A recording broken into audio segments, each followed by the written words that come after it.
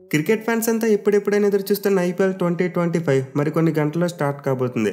అంటే సీజన్లో ఫస్ట్ మ్యాచ్లో చూసుకుంటే డిఫెండింగ్ ఛాంపియన్స్ అయిన కేకేఆర్ మరి ఆర్సీబీ ఈ రెండు జట్లు తలపడబోతున్నాయి. సో కోల్కతాలోని ఈడెన్ గార్డెన్స్ వేదికగా జరగబోయే ఓపెనింగ్ మ్యాచ్ మీద అయితే చాలా ఎక్స్పెక్టేషన్స్ ఉన్నాయి. మెయిన్లీ 18 నెంబర్ సెంటిమెంట్తో బరిలోకి దిగుతున్న ఆర్సీబీ టీం ఎలాగైనా సరే బోని కొట్టాలని చూస్తున్నారు. ఇన్ఫ్యాక్ట్ ఈ రెండు జట్లు ప్రీవియస్గా 17 ఏళ్ల క్రితం ఓపెనింగ్ మ్యాచ్లో తలపడ్డాయి. అండ్ ఆ మ్యాచ్ మీ అందరికీ గుర్తుండే ఉండాలి. బ్రెండన్ మెక్కలం విధ్వంసకర బ్యాటింగ్ కారణంగా ఆ మ్యాచ్లో ఆర్సీబీ టీం ఘోరంగా ఓడిపోయింది. సో మళ్ళీ 17 ఏళ్ల తర్వాత ఈ రెండు జట్లు రెండోసారి ఓపెనింగ్ మ్యాచ్లో తలపడబోతున్నాయి. దీంతో ఆర్సీబీ టీం ఆ మ్యాచ్కి రీవెంజ్ తీర్చుకోవాలని చూస్తారు. మరోవైపు డిఫెండింగ్ ఛాంపియన్స్ అయిన కేకేఆర్ టీం కూడా ఈ సీజన్ ఘనంగా స్టార్ట్ చేయాలని అనుకుంటారు. ఎస్పెషల్లీ మ్యాచ్ వాళ్ళ హోమ్ గ్రౌండ్లోనే జరగబోతుంది. దీంతో ఎలాగైనా సరే గెలవాలని చూస్తారు. బట్ ఎనివే ఈ రెండు జట్లతో పాటు పిలవని పేరంటంగా పిలుచుకునే మరో జట్టు కూడా సిద్ధంగా ఉంది. సో వరుణ్ దేవ్ అయితే ఈ మ్యాచ్ మీద ఆల్రెడీ కన్నేశాడు. ఇన్ఫ్యాక్ట్ నేను ఆల్రెడీ మ్యాచ్కి సంబంధించి బ్యాటిల్ వీడియోని అప్లోడ్ చేశాను మన సెకండ్ ఛానల్లో. అండ్ అక్కడ కామెంట్స్ చూసుకుంటే చాలా వరకు రెయిన్ గురించే ఉన్నాయి. సో డెఫినెట్లీ మ్యాచ్కి అయితే రెయిన్ థ్రెట్ ఉంది. ఇన్ఫ్యాక్ట్ పశ్చిమ బెంగాల్లో ఆరెంజ్ అలర్ట్ జారీ చేశారంట. But anyway somewhat good news ఏంటంటే రెయిన్ ప్రొటెక్షన్ మెల్లగా తగ్గుతూ వస్తుంది. సో ఇంతకుముందు చూసుకుంటే మ్యాచ్ కోసం 90% రెయిన్ థ్రెట్ ఉందని చెప్పి రిపోర్ట్స్ వచ్చాయి. మరి ఇప్పుడు వెదర్ ఫోర్కాస్ట్లో చూసుకుంటే 40% మాత్రమే రెయిన్ పడే ఛాన్సెస్ ఉన్నాయి. అది కూడా 40% మోస్ట్లీ మార్నింగ్ టైంలో ఉంది. సో ఈ మ్యాచ్ జరిగే సాటర్డే రోజు మధ్యాహ్నం నుంచి అయితే రెయిన్ ఫోర్కాస్ట్ మరీ అంత ఎక్కువగా లేదు. కేవలం మ్యాచ్ స్టార్ట్ అయ్యే టైం నుండి ఫస్ట్ ఇన్నింగ్ సండే వరకు చూసుకుంటే కొంతవరకు రెయిన్ ఫోర్కాస్ట్ చూపిస్తుంది. అది కూడా 40% మాత్రమే. దీంతోనైతే ఓపెనింగ్ మ్యాచ్ పూర్తిగా రద్దయిపోతుందని చెప్పి అనుకోవట్లేదు. కనీసం ఒక 5 అవర్స్ గేమ్ అయినా పాసిబుల్ అవుతుందేమో అనిపిస్తుంది. సో మనమైతే ఓపెనింగ్ గేమ్ విషయంలో వీలైనంత ఆప్టిమిస్టిక్గా ఉందాం. అంటే మ్యాక్సిమం గేమ్ పాసిబుల్ అవ్వాలని కోరుకుందాం. ఒకవేళ అది కుదరకపోతే కనీసం ఒక షార్ట్ గేమ్ అయినా చూడాలని చెప్పి ఆశిద్దాం. ఎనివే ఇప్పుడైతే మ్యాచ్ జరుగుతుందని చెప్పి కాస్త నమ్మకం వచ్చింది కాబట్టి ఇప్పుడైతే క్లియర్ ప్రివ్యూ చూద్దాం. సో ముందుగా మ్యాచ్ ఆడబోయే ఈడెన్ గార్డెన్స్ యొక్క పిచ్ రిపోర్ట్ చూసుకుంటే చాలా వరకు batting friendly wicket. Especially last year చూసుకుంటే ఈ గ్రౌండ్లో పరుగుల వరద పారింది. మీకు గుర్తుందో లేదో ఒక మ్యాచ్లో పంజాబ్ కింగ్స్ 262 రన్స్ టార్గెట్ని కూడా చేశారు. So impact play rule start కాకముందు ఒక లెక్క, అది స్టార్ట్ అయిన తర్వాత మరో లెక్క. అన్ని వికెట్లు కూడా బ్యాటింగ్ ఫ్రెండ్లీ వికెట్స్లా మ్యాచ్ చేశారు. ఇన్ఫ్యాక్ట్ లాస్ట్ ఇయర్ మనం చాలా సందర్భాల్లో 250+ స్కోర్స్ అయితే చూసాం. సో వీటన్నిటిని దృష్టిలో పెట్టుకుంటే ఈ సీజన్లో కూడా మనమైతే 200 స్కోర్ని ఒక మినిమం స్కోర్గా భావించవచ్చు. అంటే ప్రతి గ్రౌండ్లో కూడా 200 అనేది ఒక యావరేజ్ స్కోర్గా మనం చెప్పుకోవచ్చు. పైగా ఈడెన్ గార్డెన్స్లో చూసుకుంటే బౌండరీ సైజెస్ కూడా మరీ అంత పెద్దగా ఉండవు. సో ప్రైమరీగా చూసుకుంటే మనమైతే ఈ మ్యాచ్లో మోస్ట్ లైక్లీ ఒక బ్యాటింగ్ ఫ్రెండ్లీ వికెట్నే చూస్తాం. అయితే వర్షం వస్తే మాత్రం పిచ్ మీద కొంతవరకు మాయిశ్చర్ ఏర్పడుతుంది, అంటే డ్యాంప్నెస్ వస్తుంది. దీంతో బౌలర్స్కి ఏమైనా హెల్ప్ దొరకవచ్చు. కానీ రెయిన్ పడకపోతే మాత్రం మోస్ట్ లైక్లీ బ్యాటింగ్ ఫ్రెండ్లీ వికెటే ఉంటుంది. ఇక ఈ గ్రౌండ్ యొక్క స్టాట్స్ విషయానికి వస్తే ఇప్పటివరకు మొత్తం 93 ఐపీఎల్ మ్యాచెస్ జరిగాయి. అంటే 93 మ్యాచ్లో ఫస్ట్ బ్యాటింగ్ చేసిన టీం 38 మ్యాచ్లో గెలిస్తే చేజ్ చేసిన టీమ్స్ 55 మ్యాచ్లో గెలిచాయి. అలాగే గ్రౌండ్లో ఫస్ట్ ఇన్నింగ్స్ యావరేజ్ స్కోర్ 163 రన్స్గా ఉంది. సో ఈ స్టాట్స్ బట్టి అయితే క్లియర్గా చేజ్ చేసిన టీమ్స్కి ఎక్కువ అడ్వాంటేజ్ కనిపిస్తుంది. ఇన్ఫ్యాక్ట్ గత ఏడాది కూడా ఎక్కువగా చేజ్ చేసిన టీమ్సే గెలిచాయి. అండ్ ఆల్సో ముందు చెప్పుకున్నట్టు లాస్ట్ ఇయర్ యావరేజ్ స్కోర్ కూడా చాలా ఎక్కువగా ఉంది. మీకు ఓవరాల్గా చూసుకుంటే 163నే కనిపిస్తున్నప్పటికీ లాస్ట్ ఇయర్ మాత్రం 197 వరకు ఉంది. విచ్ మీన్స్ ఈడెన్ గార్డెన్స్ ఎంతలా బ్యాటింగ్ ఫ్రెండ్లీ వికెట్లో టర్న్ అయిందో మనం అర్థం చేసుకోవచ్చు. ఇక ఆబ్వియస్లీ 2 ఫ్యాక్టర్ అనేది ఖచ్చితంగా ఒక నార్మల్ థింగ్. ఎస్పెషల్లీ ఈడెన్ గార్డెన్స్లో అయితే ఖచ్చితంగా ఉంటుంది. దీనివల్ల చేజింగ్ చేసిన టీమ్స్ చాలా మ్యాచ్లో గెలిచాయి. సో వీటన్నింటిని బట్టి చూసుకుంటే టాస్ గెలిచిన కెప్టెన్ మోస్ట్ లైక్లీ ముందుగా ఫీల్డింగే తీసుకుంటారు. ఇక రెండు జట్ల యొక్క హెడ్ టు హెడ్ రికార్డ్ చూసుకుంటే ఇప్పటివరకు మొత్తం 34 ఐపీఎల్ మ్యాచెస్లో తలపడ్డారు. అండ్ ఈ 34 మ్యాచెస్లో కేకేఆర్ టీం 20 మ్యాచ్లో గెలిస్తే ఆర్సీబీ టీం మాత్రం 14 మ్యాచ్లోనే గెలిచింది.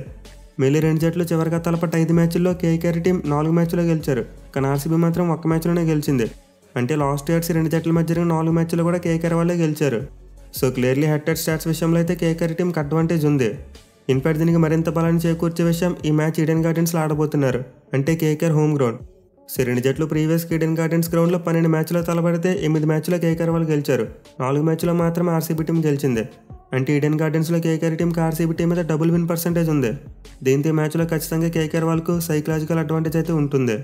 But anyway team wise compare చేసుకుంటే మాత్రం రెండు జట్లలో ఆర్సీబీ వాళ్ళే కాస్త బ్యాలెన్స్డ్గా కనిపిస్తున్నారు.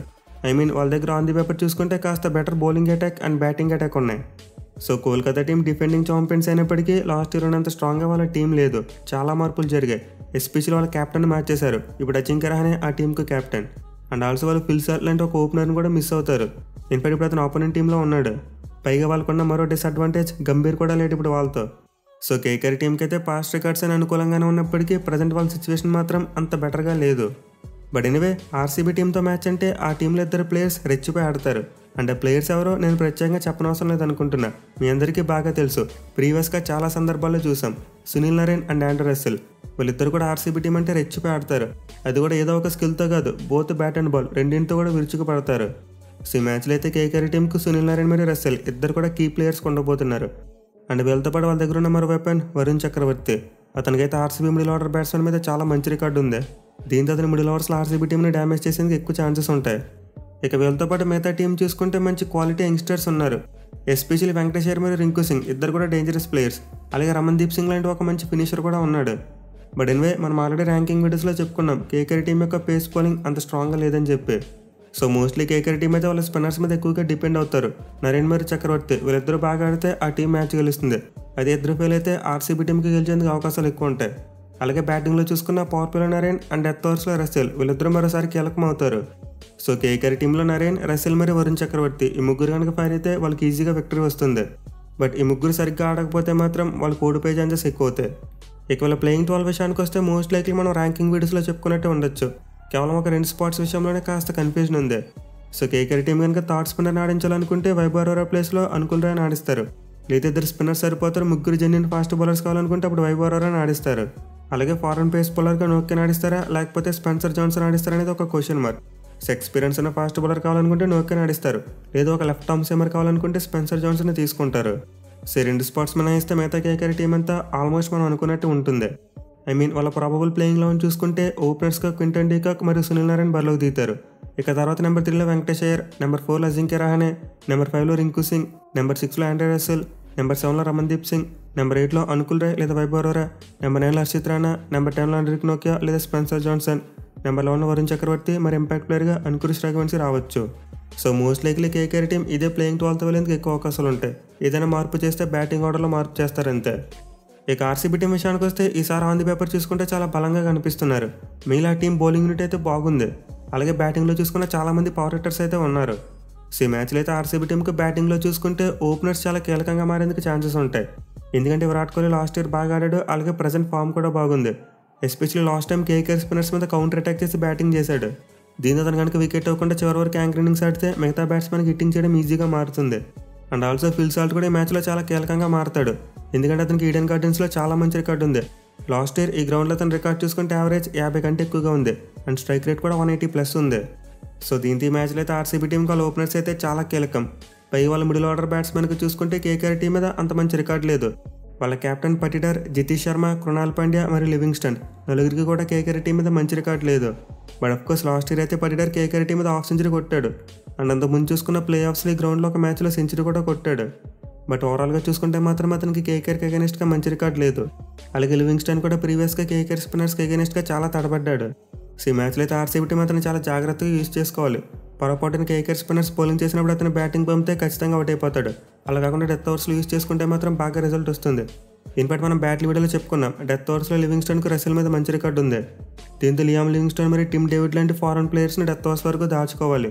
కృణాల్ పాండ్యా మరియు జితేష్ శర్మ లాంటి ప్లేయర్స్ని స్పిన్నర్స్ బౌలింగ్ చేసినప్పుడు బ్యాటింగ్ పంపుకోవాలి. సో ఆర్సీబీ బ్యాట్స్మెన్ ఏదోలాగా కేకేఆర్ స్పిన్నర్స్కి వికెట్స్ ఇవ్వకుండా ఆడితే ఖచ్చితంగా వాళ్ళకి గెలిచే అవకాశాలు చాలా పెరుగుతాయి. ఇక బౌలింగ్ విషయానికి వస్తే భువనేశ్వర్ కుమార్ చాలా కీ ప్లేయర్గా మారబోతున్నాడు. ఎందుకంటే అతను పవర్ ప్లేలో సునీల్ నరేన్ని కంట్రోల్ చేయాలి. అలాగే డెత్ ఓవర్స్లో రస్సెల్ని కంట్రోల్ చేయాలి. సో ఇద్దరిలో నరేన్ మీద అయితే భూవికి మంచి రికార్డు ఉంది. కానీ రస్సెల్కి అగెనిస్ట్గా మాత్రం పూర్ రికార్డు ఉంది. దీంతో డెత్ ఓవర్స్లో జాస్ హెజల్వుడ్ లాంటి బౌలర్ కాస్త హ్యాండీగా రావాలి. అండ్ ఆల్సో వాళ్ళకి బౌలింగ్లో లివింగ్స్టన్ లాంటి ఆల్రౌండర్ కూడా కీ రోల్ ప్లే చేయగలడు.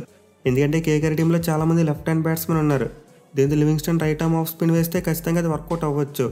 మెయిన్లీ ప్రజెంట్ ఆర్సీబీ టీం దగ్గర సరైన రైట్ ఆర్మ్ ఆఫ్ స్పిన్నర్ లేడు. సో ఆర్సీబీ టీం కనుక కాస్త టాక్టికల్గా ప్లాన్ చేసుకుంటే ఖచ్చితంగా కేకేఆర్ టీంని డిఫీట్ చేయొచ్చు. ఇకవేళ ప్లేయింగ్ లెవెన్ కాంబినేషన్ విషయానికి వస్తే కేకేఆర్ టీంకి ఆపోజిట్గా ఉంది.